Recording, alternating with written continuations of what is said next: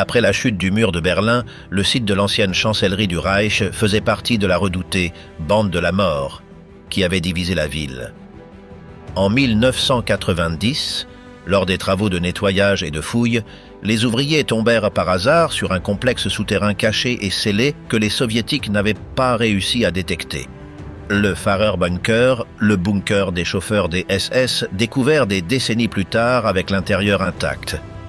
Après la mort d'Hitler, ce qui advint du bunker, des restes, des preuves et de chaque membre de la famille dispersé à travers l'Europe est une histoire qui resta classifiée pendant des décennies, enfouie sous le béton et silencieuse sous la garde de ceux qui la connaissaient. Un crâne conservé à Moscou, comme preuve de la mort d'Hitler, s'avéra appartenir à une femme inconnue. Léo Robal, lieutenant de la Luftwaffe et neveu préféré d'Adolf, fut capturé à Stalingrad et rejeté par Staline comme monnaie d'échange pour son propre fils. Paula Hitler, la sœur, vécut sous le faux nom de Paula Wolf. Aujourd'hui, il existe 5 descendants directs d'Adolf.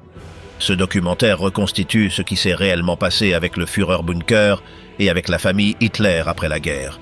Ce qu'ils ont trouvé, ce qu'ils ont caché, et pourquoi leurs conséquences perdurent jusqu'à aujourd'hui. Où se trouvait la famille d'Hitler au moment de sa mort et que s'est-il passé à l'intérieur du Führerbunker? Le 30 avril 1945, Adolf Hitler entra dans son bureau privé, situé au niveau inférieur du bunker sous le jardin de l'ancienne chancellerie du Reich à Berlin, et referma la porte. Eva Braun entra avec lui. Dans le couloir, Otto Günsch, aide personnel d'Hitler, reçut l'instruction de ne laisser entrer personne et de ne jamais ouvrir sous aucune circonstance sans recevoir un ordre direct. Environ 10 minutes plus tard, un coup de feu retentit. Günsch attendit, et après plusieurs minutes, il ouvrit la porte. Hitler était assis sur le canapé, un coup de feu à la tempe droite. Eva Braun se trouvait à ses côtés, sans trace de balle visible. Heinz Linge, valet de chambre, et Martin Bormann, secrétaire du parti, entrèrent immédiatement. Les corps furent enveloppés dans des couvertures de l'armée et transportés par les escaliers jusqu'au jardin de la chancellerie, sous un bombardement soviétique actif. L'artillerie de l'armée rouge atteignait alors le centre de Berlin. Dans le jardin, les corps furent déposés dans un cratère de bombes, à quelques mètres seulement de la sortie de secours du bunker. Günsch et Linge versèrent environ 200 litres d'essence provenant du dépôt de véhicules de la chancellerie. Bormann alluma un morceau de papier et le jeta depuis l'entrée. La crémation dura plusieurs heures, sous le bruit continu des obus soviétiques. Les restes ne furent pas complètement détruits. Aucun membre de la famille biologique d'Hitler n'était présent dans le bunker ce jour-là. Aucun ne fut informé de la mort dans les heures qui suivirent. La famille se trouvait dispersée à différents endroits d'un Reich qui disparaissait au même rythme que brûlaient les corps dans le jardin. À partir de cette nuit-là, le bunker se vida en quelques heures. Rochus Mich quitta son poste aux centrales téléphoniques et sortit par l'escalier de secours. Traudel-Jung rejoignit un groupe d'une vingtaine de personnes qui tentèrent de s'échapper par les tunnels du système de métro de Berlin en direction du nord de la ville. À l'aube du 2 mai 1945, le bunker était vide. Les portes en acier séparant les 2 niveaux restèrent ouvertes. Les documents qui n'avaient pas été brûlés demeuraient sur les tables. Les armes abandonnées restaient à leur place. 8 peintures murales représentant des soldats des Waffen-SS décoraient les murs du niveau supérieur exactement comme la veille. Dans le bureau privé, les taches de sang sur le canapé où Hitler était mort demeuraient non nettoyées. 2 heures plus tard, les premières unités soviétiques franchirent l'entrée.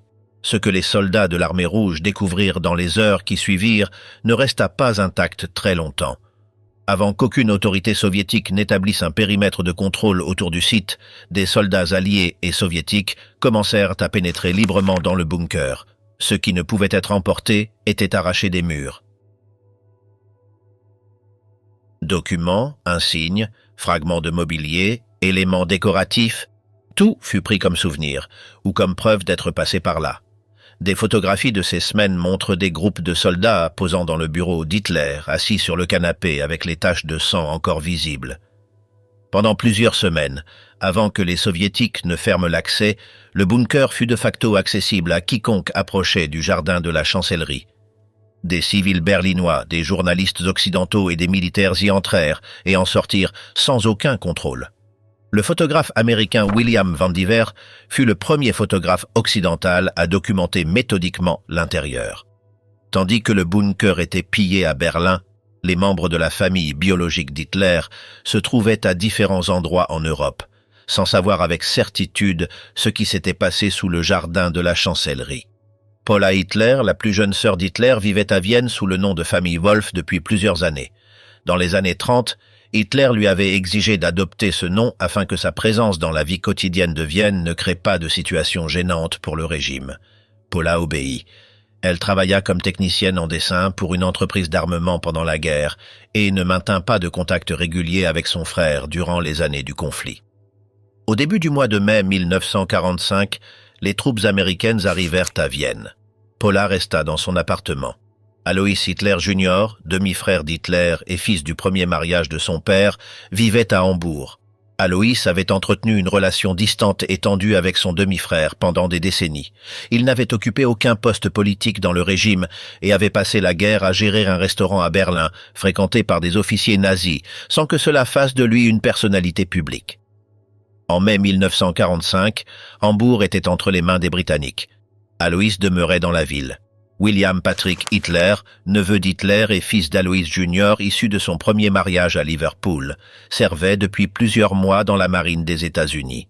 William Patrick avait émigré avant la guerre après avoir tenté, sans succès, de tirer des avantages professionnels de son nom en Allemagne nazie. En 1944, il s'était volontairement engagé dans la marine américaine et avait été blessé au combat, recevant la médaille pour blessé. Au début du mois de mai 1945, il était en service actif contre le pays de son oncle. Heinz Hitler, demi-frère de William et fils du second mariage d'Alois Jr. avec Hedwig Heidemann, né en 1920 en Allemagne, avait suivi un chemin radicalement différent de celui de son aîné. Heinz grandit en Allemagne durant l'ascension du régime, intégra les jeunesses hitlériennes et servit comme opérateur radio dans l'armée allemande sur le front de l'Est. Il fut capturé par l'armée rouge. En mai 1945, il se trouvait en captivité soviétique, son lieu de détention étant inconnu du reste de la famille. Leo Raubal Jr., fils de la demi-sœur d'Hitler, Angela Raubal, était officier dans l'armée allemande et se trouvait lui aussi prisonnier des soviétiques. Léo avait servi sur le front de l'Est et avait été capturé. Sa situation reflétait celle de centaines de milliers de prisonniers allemands dont le sort dépendait de décisions administratives qui seraient prises sur plusieurs mois, voire plusieurs années. Aucun d'entre eux n'avait reçu de communication depuis le bunker. Personne ne savait avec certitude si Hitler était mort ou avait réussi à s'échapper. L'information mit plusieurs jours à filtrer à travers les canaux des puissances alliées et plusieurs semaines pour parvenir aux membres dispersés de la famille par des voies indirectes. Mais la famille connue ne représentait pas la totalité de la famille. En 1916, pendant la Première Guerre mondiale, le caporal Adolf Hitler était stationné dans la région de Flandre, en France occupée. Dans la commune de Fournes-en-Wep, où son unité avait sa base durant les périodes de repos entre les actions de combat, Hitler rencontra une jeune fille, Charlotte Lobjoy. Elle avait 16 ans et travaillait dans les champs de la région. 2 ans plus tard, alors que les armées allemandes reculaient et que le Reich approchait de sa première défaite, Charlotte Lobjoy donna naissance à un garçon assez bon cours. Elle l'appela Jean-Marie. Le père n'était pas présent. Il fut d'abord élevé par sa mère, avant d'être finalement confié en adoption à la famille Loret, dans la région de l'Aisne. Il grandit sans savoir qui était son père biologique. En 1939, Jean-Marie Loret avait 21 ans et était citoyen français. Il s'engagea dans l'armée française et fut affecté à la défense de la ligne Maginot. En juin 1940, les divisions blindées allemandes traversèrent la Belgique et contournèrent la ligne. La France signa l'armistice. Jean-Marie Loret ignorait que l'homme dont l'armée venait de vaincre la sienne pouvait être son père. Pendant l'occupation allemande de la France, Jean-Marie adopta le nom de code Clément et intégra la résistance française. Les réseaux dans lesquels il opéra réalisèrent des sabotages, transmirent des informations aux Alliés et facilitèrent l'évasion de pilotes abattus. Vers 1948, Charlotte Lobjoy tomba gravement malade. Avant de mourir, elle révéla à Jean-Marie l'identité de son père biologique. Jean-Marie avait alors 30 ans. Sa révélation était que Hitler était son père. Loret consacra les décennies suivantes à constituer un dossier. Il contacta l'université de Heidelberg pour des analyses de similitudes physiques. Il compara son groupe sanguin avec celui d'Hitler à partir de registres médicaux disponibles. Il identifia des similitudes dans l'écriture entre ses propres textes et des documents d'Hitler. Dans le grenier du domicile de Charlotte, il découvrit des peintures à l'huile qui, selon plusieurs témoins, avaient été laissées là par un soldat allemand pendant la guerre et présentaient un style que des experts de l'œuvre picturale d'Hitler jugèrent cohérent avec sa technique. Il localisa également des documents dans les archives de l'armée allemande, enregistrant des envois réguliers d'argent depuis un compte militaire à Charlotte Lobjoy pendant les années d'occupation. En 1981, Loret publia son autobiographie sous le titre « Ton père s'appelait Hitler ». Il mourut en 1985 sans avoir obtenu aucune confirmation scientifique de sa filiation. En 2008, le journaliste belge Paul Mulders et l'historien Marc Vermeiren réalisèrent une analyse ADN. Mulders obtint des échantillons biologiques des enfants de Loret et les compara avec ceux de parents vivants d'Hitler de la branche autrichienne. Les résultats ne révélèrent aucune correspondance génétique entre les deux lignées. Ils conclurent finalement que la paternité était improbable. L'affaire resta néanmoins sans conclusion définitive. Les preuves documentaires n'étaient pas suffisantes pour la confirmer, et les analyses génétiques ne permettèrent pas de l'écarter avec certitude absolue. La chaîne de conservation des échantillons ayant été remise en question par certains chercheurs. Les conséquences auxquelles a été confrontée la famille de Hitler et les découvertes soviétiques à l'intérieur du bunker. Le travail médico-légal soviétique commença dans le jardin et non à l'intérieur du bunker. Dans le cratère où avaient été brûlés les corps de Hitler et d'Eva Braun, les techniciens du service de contre-espionnage militaire soviétique, connu sous le nom de SMERSH, découvrirent des restes partiellement calcinés. La crémation avait été incomplète. Les os et les dents avaient survécu au feu. Les restes furent recueillis, catalogués et transportés à Moscou sous garde directe. Aux côtés de ceux de Hitler furent récupérés ceux d'Eva Braun et les corps partiellement brûlés de Joseph et Magda Goebbels, qui se trouvaient encore dans le jardin où ils avaient été abandonnés. Tout resta classé sous le contrôle de l'état-major soviétique. L'identification des restes de Hitler ne dépendait pas des os, mais des dents. Kate Heusermann, assistante dentaire ayant travaillé pendant des années avec le dentiste personnel de Hitler, Hugo Blaschke, fut arrêtée par les soviétiques à Berlin dans les premiers jours de mai. Fritz Echtmann, technicien dentaire du même cabinet, fut arrêté peu après. Tous deux furent interrogés séparément sur les caractéristiques dentaires de Hitler. Le nombre et la position des dents naturelles, les prothèses, les bridges, les matériaux utilisés pour chaque intervention. Les descriptions de Heusermann et Echtmann concordèrent avec précision entre elles et avec les fragments récupérés dans le cratère. L'identification fut concluante d'un point de vue technique. Les soviétiques disposaient de la preuve que Hitler était mort dans le bunker. Plus tard, Staline prit une décision qui contredisait directement ces preuves. Lors de la conférence de presse du 9 juin 1945 à Berlin, le maréchal Georgi Zhukov, commandant en chef des forces soviétiques en Allemagne, déclara devant les journalistes occidentaux que la localisation de Hitler était inconnue. Zhukov affirma que les circonstances de la mort n'avaient pu être vérifiées et qu'il existait la possibilité qu'il se soit échappé. La déclaration était délibérée. Staline avait ordonné à Zhukov de semer le doute sur la mort de Hitler auprès de l'opinion publique occidentale. L'opération avait un nom interne, Opération Mythe. L'objectif n'était pas de convaincre qui que ce soit que Hitler était vivant. Il s'agissait de maintenir une incertitude ouverte, susceptible de déstabiliser les débats politiques en Occident, d'alimenter les théories du complot et de compliquer la clôture psychologique de la guerre. Les fragments dentaires que Heusermann et Echtmann avaient identifiés avec précision restèrent tous classés dans les archives du SMERSH à Moscou. Heusermann fut déporté en Union soviétique, où elle resta détenue pendant des années, et Echtmann fut également transféré à l'Est. Les témoins capables de confirmer publiquement l'identification dentaire disparurent de l'accès occidental pendant une décennie. Au cours des années suivantes, la presse occidentale vit proliférer des rapports faisant état de sightings de Hitler en Argentine, en Espagne, en Suisse, en Afrique du Sud. Aucun ne fut vérifié. Aucun ne reposait sur une base documentaire. Mais l'absence de déclaration officielle soviétique concernant la mort alimentait chaque rumeur de la crédibilité implicite du doute non levé.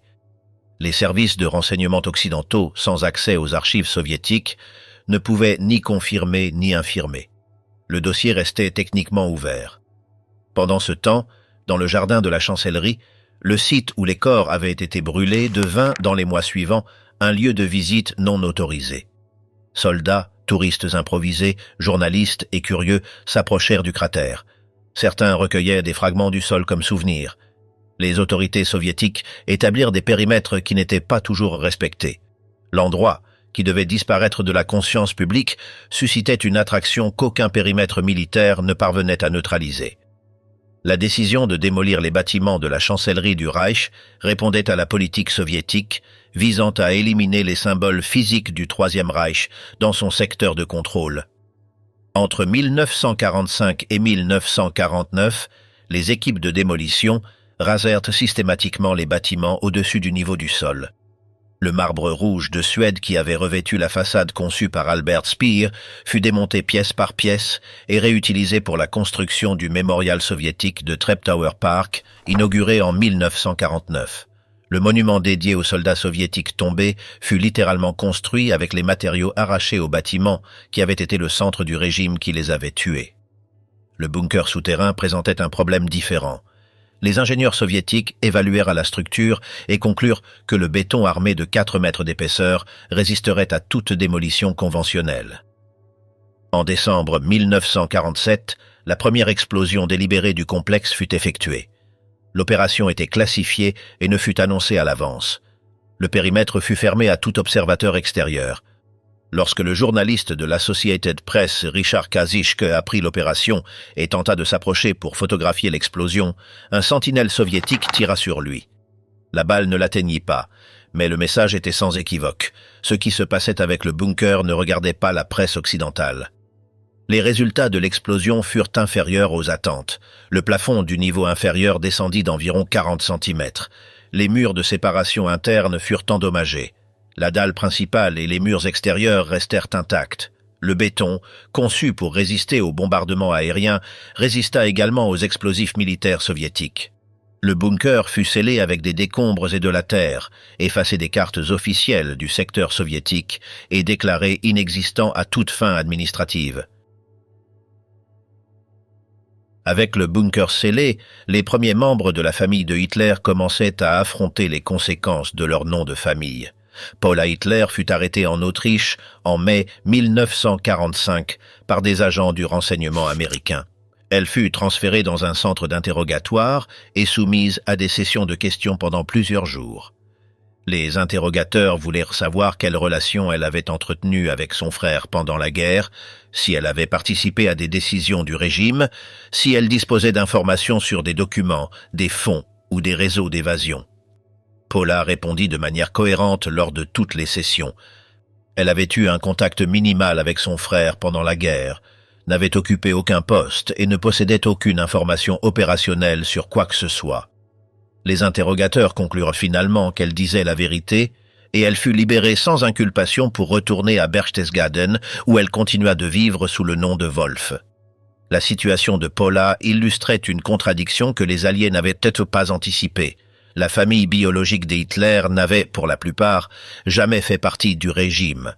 Les tribunaux de dénazification ont poursuivi des fonctionnaires, des militaires et des entrepreneurs.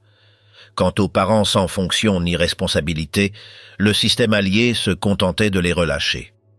William Patrick Hitler reçut sa libération de la marine des États-Unis en 1947.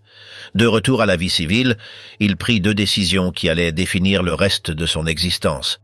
La première fut de changer légalement de nom. Il adopta le nom Stuart Houston, supprimant tout lien nominal avec son oncle. La seconde fut de s'installer à Patchogue, dans l'État de New York.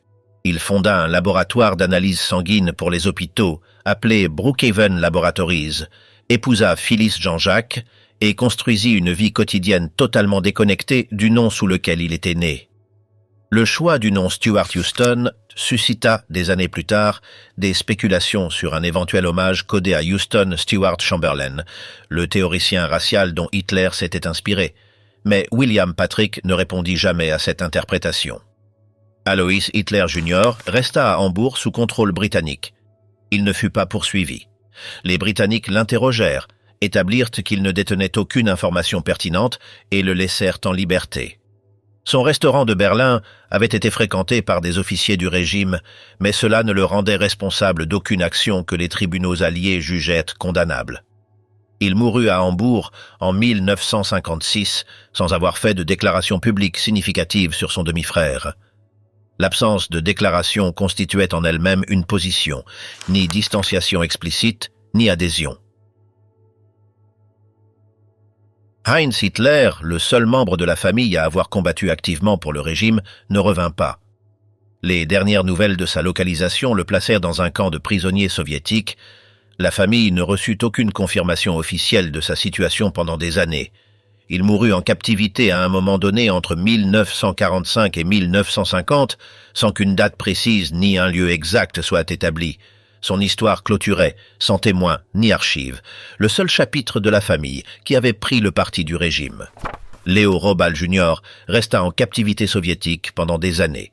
Sa famille en Autriche ne reçut aucune information sur son sort pendant une longue période. L'incertitude concernant les prisonniers allemands aux mains des soviétiques était la norme dans les années immédiates de l'après-guerre. Des centaines de milliers de familles allemandes et autrichiennes attendaient des nouvelles qui mettaient des années à arriver ou ne venaient jamais. Léo retourna finalement en Autriche, où il reprit une vie privée, à l'écart de toute visibilité publique. Son fils, Peter Robal, naîtrait des années plus tard et porterait le poids du nom de famille à la génération suivante, sans avoir choisi ni l'un ni l'autre des fardeaux que ce poids impliquait. Ce que révélèrent les premières années de l'après-guerre, tant dans le traitement du bunker que dans celui de la famille, était qu'aucune des puissances alliées n'avait de plan préparé pour l'un ou l'autre. La politique de scellage du bunker fut improvisée. Les interrogatoires des membres de la famille furent improvisés. Les résultats, dans les deux cas, furent incomplets et laissèrent ouvertes des questions qui se prolongeraient pendant des décennies. Le destin du Führerbunker et de la famille d'Hitler pendant la guerre froide. À l'aube du 13 août 1961, des unités de l'armée de la République démocratique allemande commencèrent à poser du fil barbelé le long de la ligne de démarcation entre les secteurs oriental et occidental de Berlin. Le mur qui serait érigé sur ce fil ne divisa pas seulement Berlin entre deux systèmes politiques. Il traça une ligne passant directement au-dessus de l'emplacement où se trouvait le jardin de la chancellerie du Reich.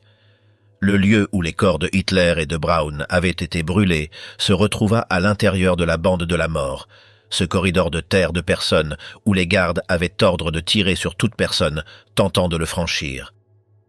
Dès sa fondation, le gouvernement de la République démocratique allemande adopta une politique officielle de silence total concernant le site du bunker afin d'éviter qu'il ne devienne un lieu de pèlerinage néo-nazi. Le bunker disparut des cartes officielles, des manuels scolaires et de toute référence administrative. La bande de la mort garantissait pendant près de 3 décennies qu'aucun civil ne pouvait s'approcher du site sans autorisation militaire. Les guides touristiques le mentionnaient à peine. Le jardin de la chancellerie, le cratère, l'entrée de secours par laquelle Jung et Mich s'étaient échappés, tout fut enseveli sous terre.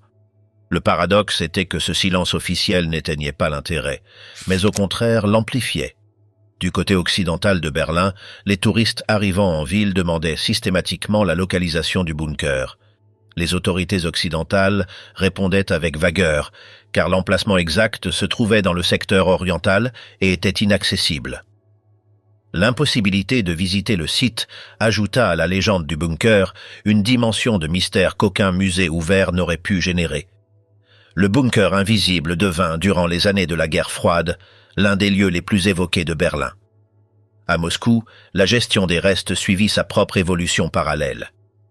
En 1970, Yuri Andropov, directeur du KGB, ordonna l'exhumation et la crémation définitive des restes d'Hitler, d'Eva Braun et de la famille Goebbels, qui avaient été transférés dans une installation militaire soviétique à Magdebourg, sur le territoire de la République démocratique allemande, où ils avaient été enterrés secrètement des années plus tôt.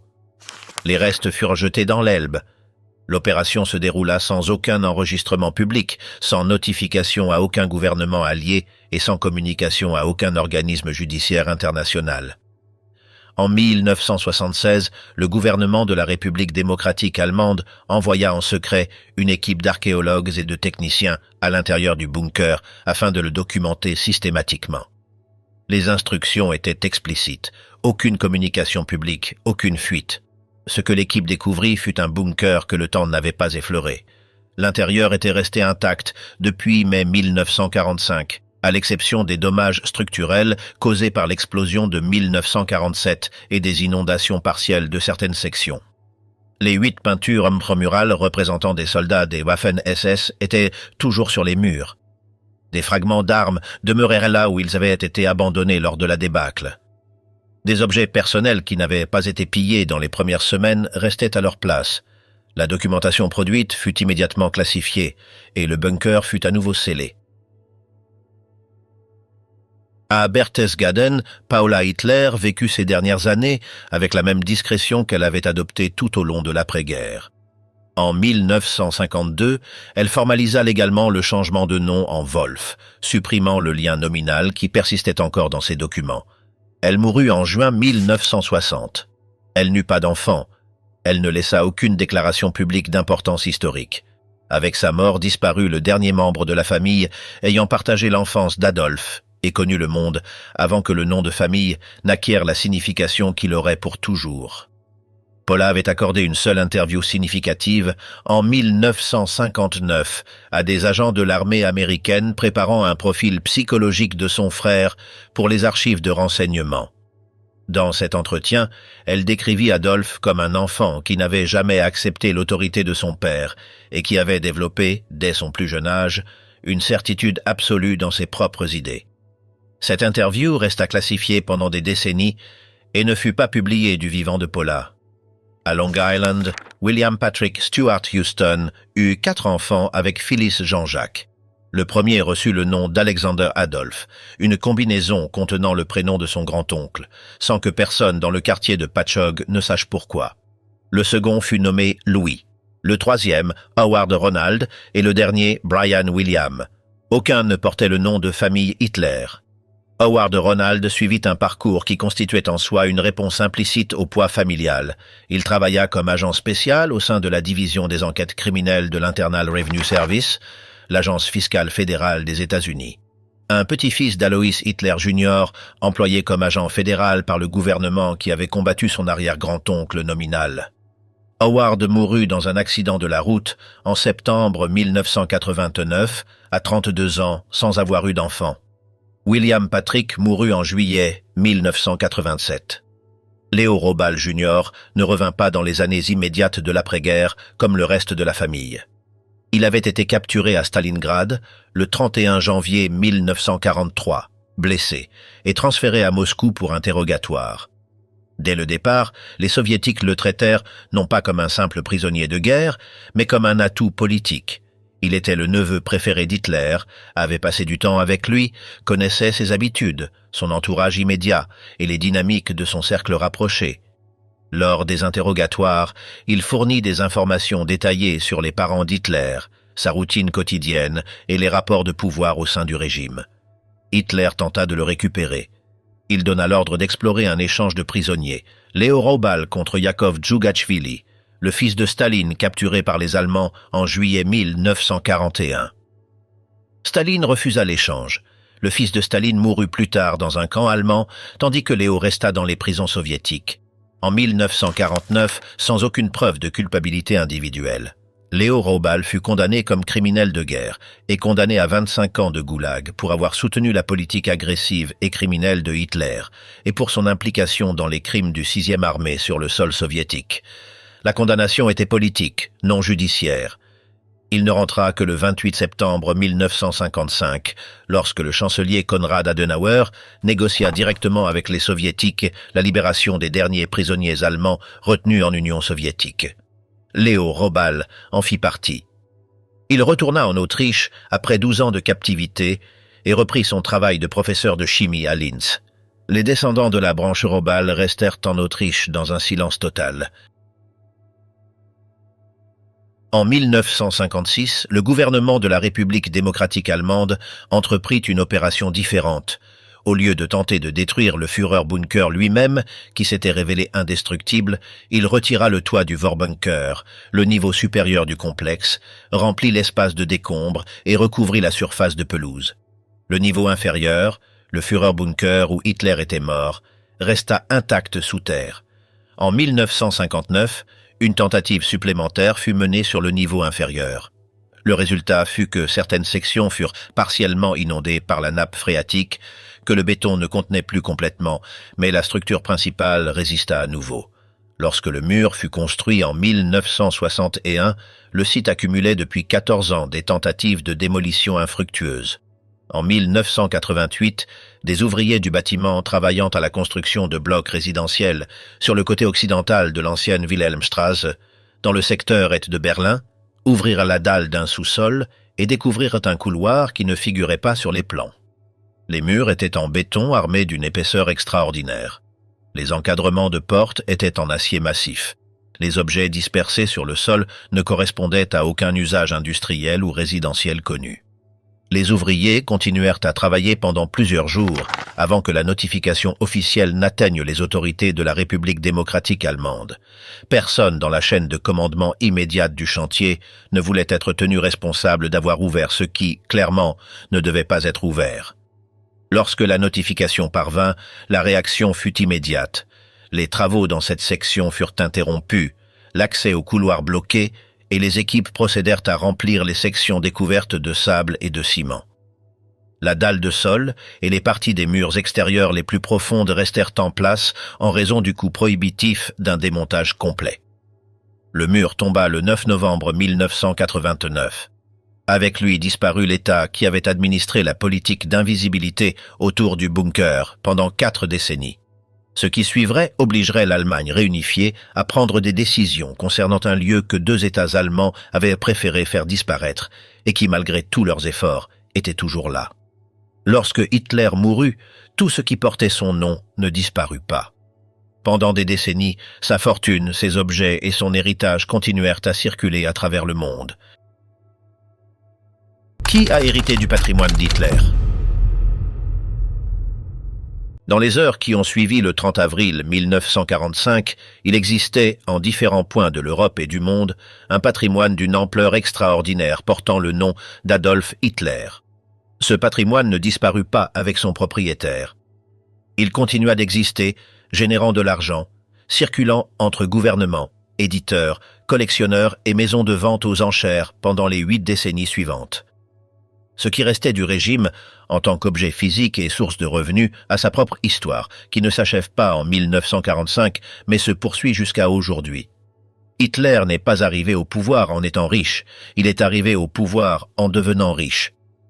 Dans les années précédant sa nomination comme chancelier en 1933, les droits d'auteur de Mein Kampf constituaient sa seule source de revenus vérifiable. Le livre avait été dicté à Rudolf Hess et Emil Morris dans la prison de Landsberg am Lech pendant sa condamnation pour le putsch raté de la brasserie de 1923, et son intention initiale était de payer les dettes légales accumulées au cours du procès. En 1925, la première année de commercialisation, le livre s'était vendu à environ 9000 exemplaires et avait généré des droits d'auteur légèrement inférieurs à 20 000 Reichsmark. En 1933, l'année où Hitler devint chancelier, les ventes du même livre atteignirent 850 000 exemplaires en une seule année. À partir de ce moment, les droits d'auteur de Mein Kampf cessèrent d'être un simple revenu pour se transformer en une véritable fortune. À la fin de la guerre, les droits accumulés s'élevaient à plus de 7,8 millions de Reichsmark. Hitler percevait des royalties du gouvernement allemand lui-même pour l'utilisation de son image sur les timbres-poste du Reich. Aucun autre visage ne pouvait figurer sur les timbres postaux de l'Allemagne nazie, ce qui lui assurait un monopole sur ce flux de revenus. Les timbres à son effigie furent imprimés à des milliards d'exemplaires pendant 12 ans. Les historiens ayant consulté les archives fiscales bavaroises estiment que ce revenu représentait plusieurs millions supplémentaires. Des chercheurs ayant eu accès, dans les années 90, aux archives bancaires suisses ont trouvé des indices de comptes numérotés qui pourraient contenir, à ce jour, des millions non réclamés. Le testament que Hitler signa dans le bunker à l'aube du 29 avril 1945, quelques heures avant son mariage avec Eva Braun et moins de 24 heures avant sa mort, répartissait son héritage selon des termes qui se révélèrent impossibles à exécuter. Le testament politique désignait Karl Dönitz comme son successeur et excluait du parti Hermann Göring et Heinrich Himmler. Le testament personnel stipulait que les objets de valeur sentimentale et les biens nécessaires à une vie modeste devaient être distribués entre ses proches et amis et que sa collection d'art devait être destinée à la création d'un musée dans sa ville natale de Linz. Ce qu'Hitler léguait à ses héritiers dans ce document constituait en théorie la plus grande fortune qu'aucun citoyen allemand n'avait accumulée au XXe siècle.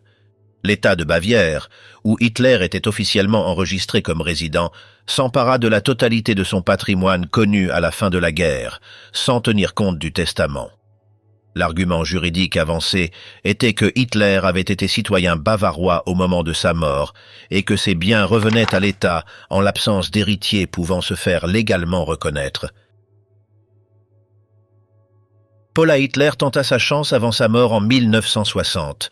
Elle présenta des réclamations concernant l'héritage de son frère devant un tribunal de Munich. Le tribunal déclara ces demandes nulles pour la même raison. Sans certificat de décès reconnu, il était impossible d'ouvrir toute procédure successorale. Paula soutenait qu'elle était la seule sœur survivante et que le testament signé dans le bunker la reconnaissait comme bénéficiaire.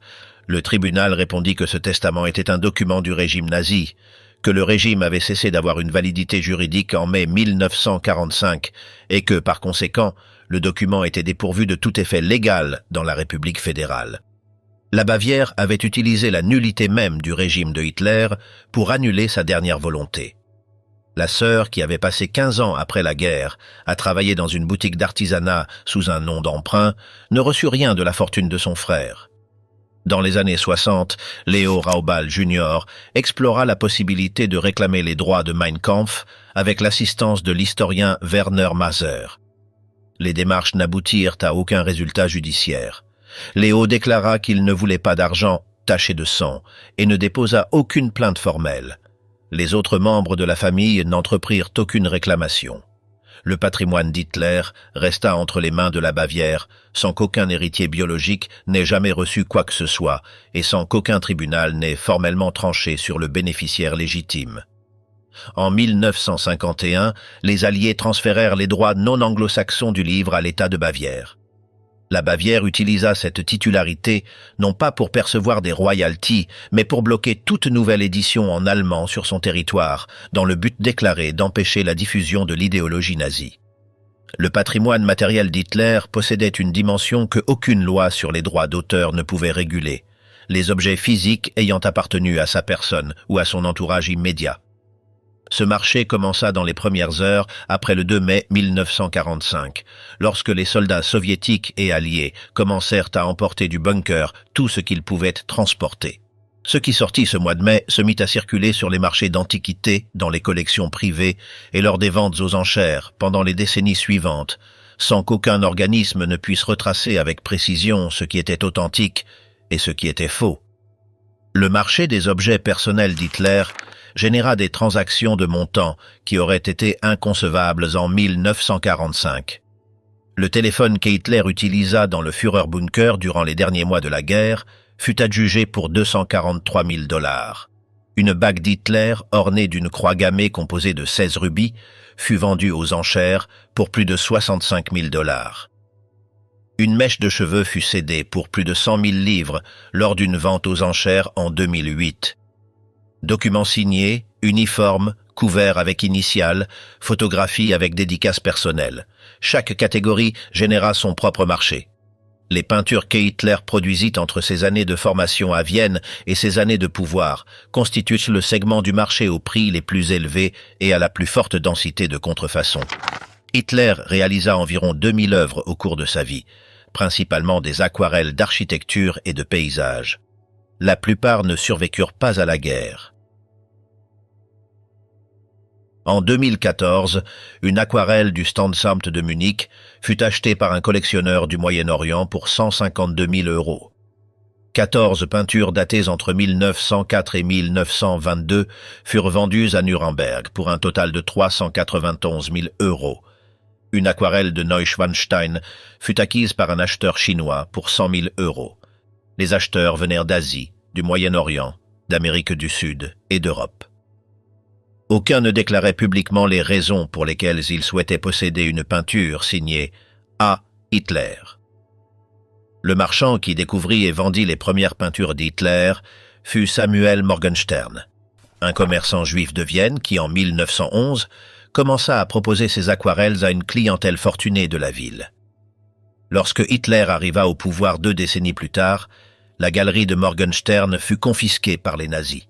En 1941, Morgenstern et son épouse furent déportés dans le ghetto de Łódź en Pologne. L'armée des États-Unis confisqua un nombre indéterminé de peintures d'Hitler à la fin de la guerre. Elles furent transférées sur le territoire américain avec d'autres matériaux capturés, classés comme biens ennemis. Le projet le plus ambitieux qu'Hitler laissa inachevé était un musée. Depuis les années 1930, Hitler avait conçu la construction du plus grand musée d'art du monde à Linz, sa ville natale en Autriche, qu'il avait nommé Führermuseum. Le projet disposait d'un architecte désigné, Albert Speer dans sa première phase, puis Hermann Gissler. Le directeur désigné, Hans Posse, agissait comme agent d'acquisition d'œuvres d'art à travers toute l'Europe occupée pendant les années de guerre. Hitler conservait dans le Führerbunker, durant les derniers mois du conflit, une maquette à l'échelle du musée qu'il examinait régulièrement, discutant avec ses assistants des détails du projet, tandis que l'armée rouge avançait vers Berlin. La collection d'art destinée au Führermuseum s'élevait à sa mort à plusieurs milliers d'œuvres provenant de toute l'Europe occupée. Hitler dépensa 100 millions de Reichsmark rien que pour sa collection d'art personnel. Pour alimenter ce musée, le régime organisa durant les années d'occupation le plus vaste programme systématique d'appropriation d'art de l'histoire moderne.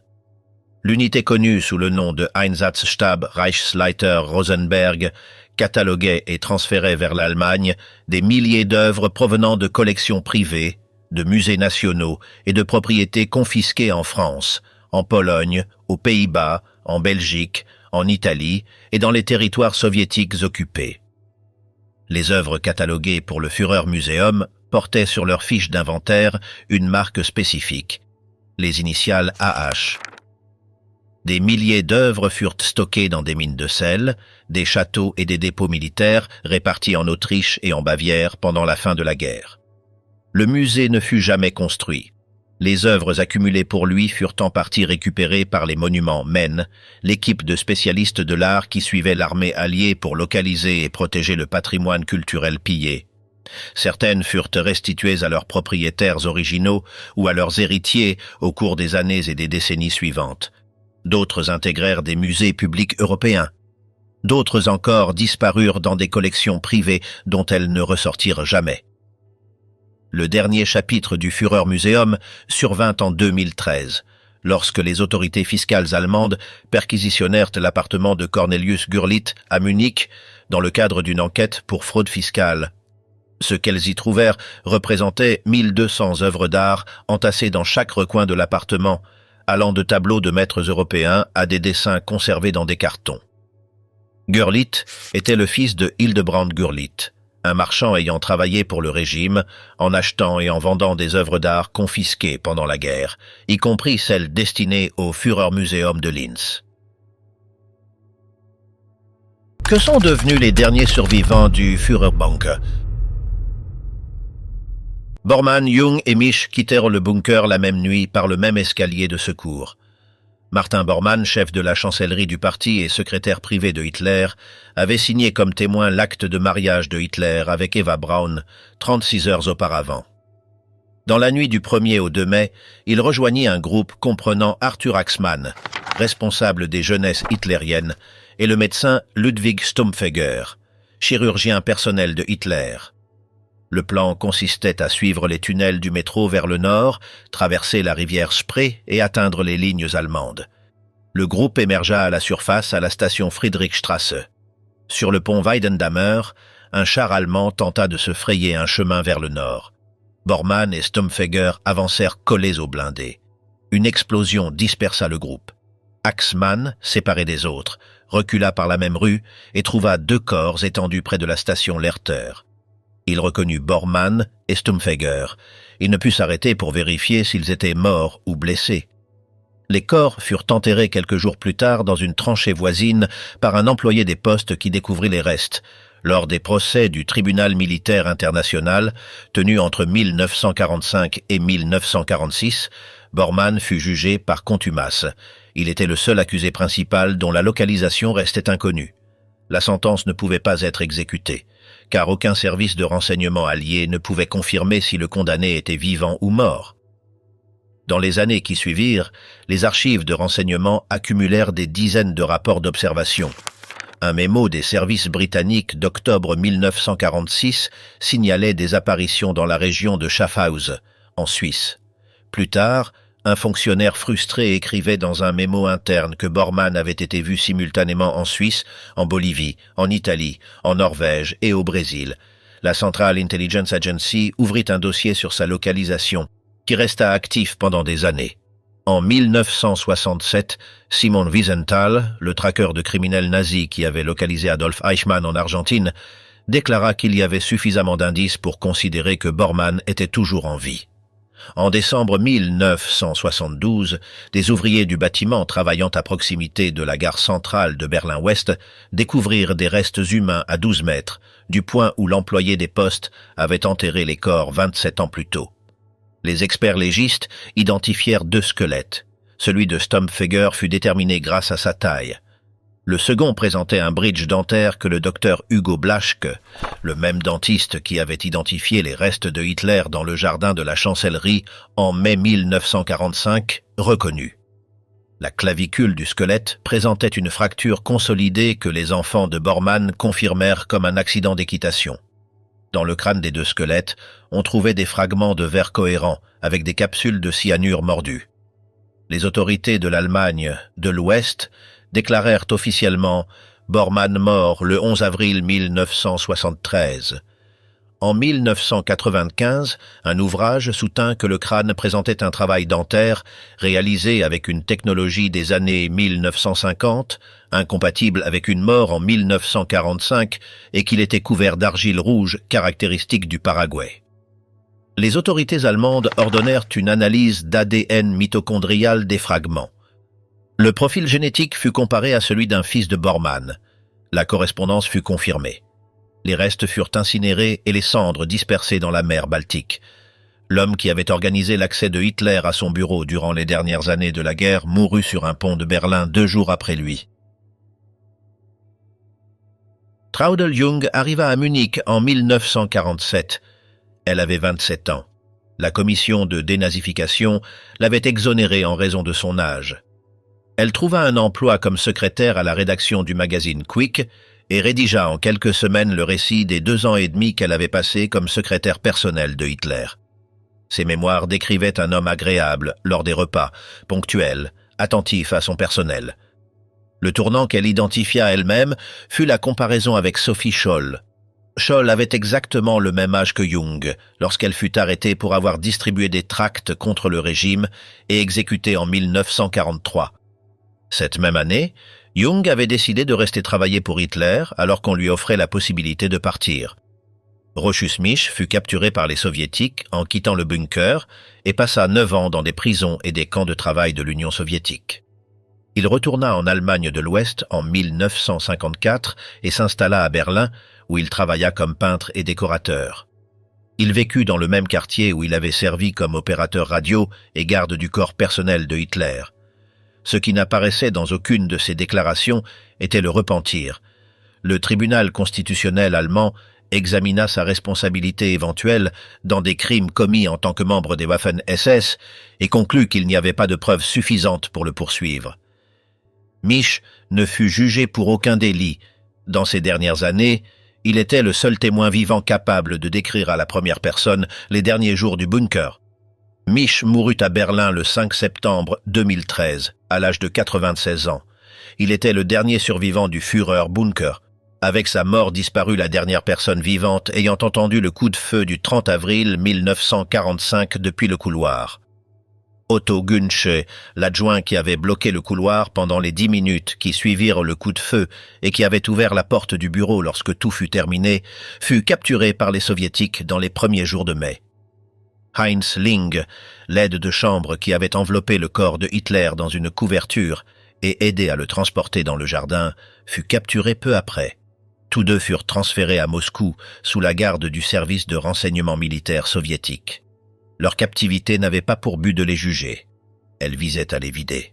Staline ne croyait pas que Hitler était mort dans le bunker. Il considérait que la version officielle du suicide était une opération de couverture occidentale destinée à lui cacher la localisation de son rival. La même paranoïa qui, en 1941, l'avait empêché d'accepter qu'Hitler allait envahir l'Union soviétique, l'empêchait maintenant d'accepter qu'Hitler fût mort avant qu'il puisse le capturer. Il ordonna au service de sécurité intérieure, le NKVD, d'enquêter sur les circonstances exactes de la mort et de dresser un portrait complet de l'homme qui avait été le seul adversaire qu'il considérait à sa hauteur. La mission n'était pas de rédiger un rapport médico-légal. Elle consistait à rédiger une biographie secrète basée sur les témoignages de ceux qui avaient été plus proches de Hitler que tout autre être humain vivant. Günsche et Linge furent interrogés quotidiennement pendant des mois. Leurs déclarations furent enregistrées, transcrites et confrontées entre elles afin de détecter d'éventuelles contradictions. Les sessions des interrogateurs du commissariat du peuple aux affaires intérieures couvraient tout ce que Hitler avait dit sur le moment où il avait reçu la confirmation que le 12e armée de Wenck n'atteindrait pas Berlin, le ton avec lequel il avait donné ses instructions à Linge concernant la crémation, s'il avait montré de la peur devant ses aides. Lorsque les réponses de Günsche et celles de Linge sur un même moment différaient, chacun était interrogé séparément jusqu'à ce que la divergence soit documentée avec précision. Les interrogatoires s'étendirent sur 4 ans. Le résultat fut un dossier de 413 pages remis à Staline, qui incluait les instructions écrites qu'Hitler avait données à Linge concernant la crémation des corps plusieurs semaines à l'avance, préoccupé que son corps soit exposé comme celui de Mussolini à Milan 2 jours plus tôt, ainsi que la réaction du cercle intime lorsque Günsche annonça la mort dans la salle de conférence. Le dossier ne mentionnait pas l'Holocauste. Günsche et Linge furent libérés en 1955. Günsche fut emprisonné 3 années supplémentaires en Allemagne de l'Est à son retour. Linge publia ses mémoires en Allemagne de l'Ouest. Aucun des deux ne fut poursuivi. La confirmation scientifique des restes de Hitler. En 2009, l'Université du Connecticut a obtenu l'accès à un fragment de crâne que les autorités russes présentaient depuis des années comme faisant partie des restes de Hitler. L'analyse de l'ADN mitochondrial du fragment a produit un résultat que les archives russes n'avaient pas anticipé ou n'avaient pas voulu révéler. L'os appartenait à une femme de moins de 40 ans. Ce n'était pas le crâne de Hitler. Les autorités russes n'ont donné aucune explication sur la provenance du fragment, ni sur la manière dont il avait été intégré aux archives du KGB avec les matériaux identifiés comme ses restes. Cette découverte a relancé à l'échelle internationale le débat sur la preuve physique de la mort de Hitler. Les sceptiques ont soutenu que, si le crâne appartenait à une femme, rien ne garantissait que les autres matériaux conservés à Moscou soient authentiques. Les chercheurs ayant travaillé avec des sources allemandes et soviétiques ont souligné que l'identification dentaire réalisée par Heusermann et Echtmann en 1945 avait été indépendante du crâne et que les fragments dentaires constituaient des preuves distinctes. En mars 2017, le Service fédéral de sécurité de Russie a autorisé pour la première fois depuis 1945 l'accès d'une équipe de chercheurs indépendants aux fragments dentaires conservés dans les archives d'État de Moscou. En mai 2018, Philippe Charlier, médecin légiste et directeur de recherche au département d'éthique et de sciences du ministère de la Défense français, a publié les résultats dans la revue européenne. Les dents étaient authentiques, la composition de l'émail, la structure de la dentine et l'absence de modifications post-mortem confirmaient que le matériel n'avait été ni manipulé ni remplacé. Les prothèses présentaient des dépôts de couleur bleuâtre au point de contact entre le métal et les surfaces dentaires, une réaction chimique cohérente avec l'exposition au cyanure d'hydrogène au moment du décès. L'absence totale de fibres de tissu musculaire et de résidus de chair confirmait de manière indépendante les archives historiques décrivant Hitler comme végétarien strict durant ces dernières années. La combinaison des dépôts de cyanure sur les prothèses et la localisation de la balle dans la tempe droite, documentée par les témoignages de Günche et Ling, produisait un tableau médico-légal sans ambiguïté. Adolf Hitler est mort le 30 avril 1945 dans le bunker, sous le jardin de la chancellerie du Reich à Berlin, par l'action simultanée du cyanure et de la balle. Les fragments dentaires identifiés par Eusermann et immédiatement classifiés par Staline affirmaient en 2018 exactement la même chose qu'ils affirmaient alors. La découverte du Führerbunker. À l'été 1990, les équipes de préparation du concert de Pink Floyd sur la Potsdamer Platz, le spectacle massif organisé pour célébrer la chute du mur, ont ouvert le sol pour installer l'infrastructure de la scène et ont découvert une entrée scellée. Derrière cette entrée se trouvait un couloir. Au fond, 8 pièces dans un état de conservation que aucun des ouvriers n'attendait. Intactes, encore meublées, exactement comme elles avaient été laissées en mai 1945. Ce n'était pas le Führerbunker. C'était le Fahrerbunker, le bunker des conducteurs d'élite des Waffen-SS affectés à la chancellerie du Reich. Le terme allemand pour conducteur est Fahrer. La différence avec Führer, le terme pour leader, ne tient qu'à une seule voyelle. Éparpillés sur le sol, on trouvait des casques militaires, une dague, des couverts en argent gravés du blason de la chancellerie et une boucle de ceinture. Sur une chaise, quelqu'un avait gravé un cœur dans le dossier avec un instrument tranchant. Au-dessus d'un cadre de porte, une inscription en allemand « Il y a beaucoup de gens, mais peu d'hommes véritables ». Le complexe mesurait environ 300 mètres carrés et disposait de 2 sorties de secours. Une bombe directe avait enterré l'entrée principale dans les derniers jours de la bataille de Berlin, et personne ne l'avait rouverte depuis. Le plus saisissant se trouvait sur les murs de la pièce qui avait servi de salle de repos aux officiers. De grandes fresques, techniquement élaborées, couvraient les surfaces. L'une d'elles représentait les côtes de Douvres, vues de la mer, avec les falaises blanches visibles à l'arrière-plan. Au premier plan, un char allemand prenait un virage après une attaque, tandis que des soldats britanniques levaient les mains en signe de reddition. Une autre fresque montrait 3 officiers des Waffen-SS avec des boucliers noirs décorés des runes du corps protégeant une famille allemande. Mère avec un bébé, mari blond aux traits marqués, 2 enfants. Au-dessus des têtes des officiers, 2 aigles impériaux aux ailes déployées. Elle présentait une structure compositionnelle, des références symboliques délibérées et une exécution témoignant d'une véritable formation artistique. Personne ne sut jamais qui les avait peintes ni à quel moment exact. L'archéologue municipal Alfred Kerndl, le même qui avait proposé de préserver le Führerbunker, soutint que les fresques du Fahrerbunker avaient une valeur historique exceptionnelle, inexistante ailleurs. Il s'agissait d'art de propagande nazi produit par ses propres auteurs dans un espace privé, sans aucun objectif de diffusion publique, ce qui en faisait un document unique sur la manière dont les membres des Waffen-SS construisaient leur propre image de l'intérieur. L'argument ne prospéra pas. Les autorités municipales de Berlin scellèrent le complexe peu après sa découverte malgré les protestations de Kerndl. Les fresques restent sur les murs. Le bunker reste scellé. La découverte du Fahrerbunker intensifia le débat sur ce qui se trouvait exactement sous le centre de Berlin. La réponse que les fouilles des années 1990 révélaient était plus complexe que quiconque ne l'avait anticipé. Le Führerbunker n'était pas un complexe isolé. Il faisait partie d'un système souterrain s'étendant sous tout le pâté de la chancellerie et reliant des structures de différentes profondeurs et fonctions par des tunnels et des couloirs. Chaque fois que les travaux de construction des nouveaux bâtiments gouvernementaux perforaient le sol dans cette zone, un nouveau fragment de ce système apparaissait.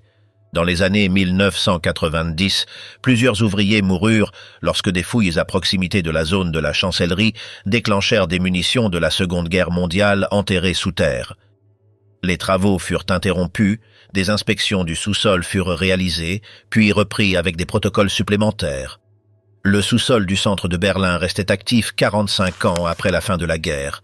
En janvier 1998, les équipes préparant le terrain pour le mémorial aux Juifs assassinés d'Europe effectuèrent des explorations géophysiques du sous-sol dans la zone comprise entre l'Ebertstrasse et la limite sud du Tiergarten. Les instruments détectèrent une anomalie dans la structure du terrain à 2 mètres de profondeur. Lorsque les ouvriers creusèrent, ils découvrirent un plafond en béton. En dessous se trouvaient 3 pièces. Les pièces étaient partiellement inondées, les supports en bois couverts de champignons et le sol recouvert d'eau stagnante. Parmi l'eau flottaient des casques rouillés, des munitions non explosées et 2 coffres forts vides.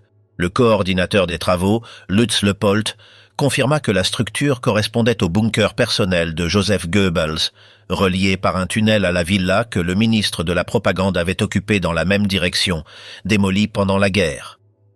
Le bunker de l'homme qui avait conçu et exécuté la campagne de haine contre les Juifs d'Europe se trouvait exactement sous le terrain destiné à la construction du mémorial à ses victimes. Le porte-parole culturel de la municipalité déclara que cette coïncidence était exemplaire. La décision sur le sort du bunker fut immédiate, le sceller et construire le mémorial par-dessus. Les fouilles ne révélèrent aucun objet de valeur historique. Les 2 coffres forts étaient vides. Le bunker de Goebbels fut recouvert de béton en 1998 et le mémorial aux Juifs assassinés d'Europe fut inauguré en 2005 sur lui. En 1999, lors de l'extension d'une chaussée à proximité de l'ancienne Vossstrasse, les équipes de chantier perforèrent par inadvertance le plafond en béton armé du Führerbunker dans une section que les travaux de remblai n'avaient pas atteinte. C'était la 4e fois depuis la fin de la guerre que le sol s'ouvrait au-dessus du bunker. L'ouverture fut scellée en quelques jours. La chaussée fut achevée par-dessus. Ce que la somme de toutes ces découvertes révèle, c'est que le centre de Berlin est construit sur un réseau souterrain que personne n'a entièrement cartographié. Le Führerbunker, le Führerbunker, le bunker de Goebbels, les tunnels du ministère de la Propagande et du ministère des Affaires étrangères, les couloirs reliant la chancellerie aux bâtiments gouvernementaux adjacents. Tout ce système subsiste dans différents états d'inondation, scellés ou remblayés, sous les rues et les bâtiments du quartier gouvernemental de la Berlin réunifiée. Alors que le débat sur le bunker se déroulait à Berlin, les descendants de Hitler vivaient dans l'anonymat qu'ils s'étaient construit au fil des décennies. Pendant les années 1990, les 3 Stuart Houston survivants vivaient depuis 40 ans à quelques kilomètres les uns des autres sur Long Island, sans que presque personne dans leur communauté ne sache qui ils étaient. Le journaliste britannique David Gardner consacra des années à retrouver les enfants de William Patrick. Il les trouva vivants à quelques kilomètres les uns des autres dans le même comté où leur père avait construit sa vie anonyme. En Autriche, Heiner Hoschegger, descendant de Hitler par la ligne de la fille d'Angela Raubal, fut identifié publiquement pour la première fois en 2004 dans une publication australienne. Il refusa tout contact avec les médias et n'a donné aucune déclaration publique depuis lors. Peter Raubal déclara la même année aux médias allemands qu'il était conscient de la possibilité légale de réclamer des royalties sur les éditions de Mein Kampf, dont le copyright était géré par l'État de Bavière. Mais il ne voulait rien avoir à faire avec cet héritage et demandait qu'on le laisse en paix. En février 2012, le magazine français Le Point publia des documents des archives militaires allemandes, enregistrant des envois réguliers d'argent depuis un compte de l'armée à Charlotte Lobjoie pendant les années de l'occupation française. Ces documents ont remis sur le devant de la scène médiatique l'affaire Jean-Marie Loret plus de 2 décennies après la mort de Loret. Les enfants de Loret refusèrent de réclamer le moindre bénéfice économique et demandèrent que l'affaire soit considérée comme close. Le tourisme sur le site ne cessa jamais depuis 1945. En 2025, les descendants connus d'Adolf Hitler sont 5. Alexander, Louis et Brian Stuart Houston vivent à Long Island, dans le même comté où leur père avait construit son laboratoire d'analyse sanguine et où il est décédé en 1987. Alexander a 76 ans, Louis 74 et Brian 60 ans. Aucun des 3 n'a eu d'enfant. Les 5 sont des hommes d'un âge avancé qui ont construit des existences ordinaires sur un nom de famille qu'aucun d'eux n'a porté publiquement et qu'aucun n'a choisi de porter. Aucun n'a eu de descendance. La lignée biologique qui les relie à Adolf Hitler s'éteindra avec eux. Alexander Stuart Houston, interrogé sur l'absence d'enfants, déclara qu'aucun pacte n'avait été conclu. Il expliqua que son frère Howard avait été fiancé et avait prévu d'avoir des enfants avant de mourir dans l'accident. Il ajouta qu'un autre de ses frères avait été fiancé, mais que la relation avait pris fin lorsque la famille de la femme qu'il devait épouser découvrit qui ils étaient. Ce qu'il reste du Führerbunker, c'est du béton sous l'asphalte. Ce qu'il reste de la famille Hitler, ce sont 5 hommes âgés qui n'ont transmis ni le nom ni la descendance. Le béton a résisté à tout ce qu'on lui a imposé pendant 80 ans. La lignée biologique n'a pas résisté au poids de ce qu'elle représentait.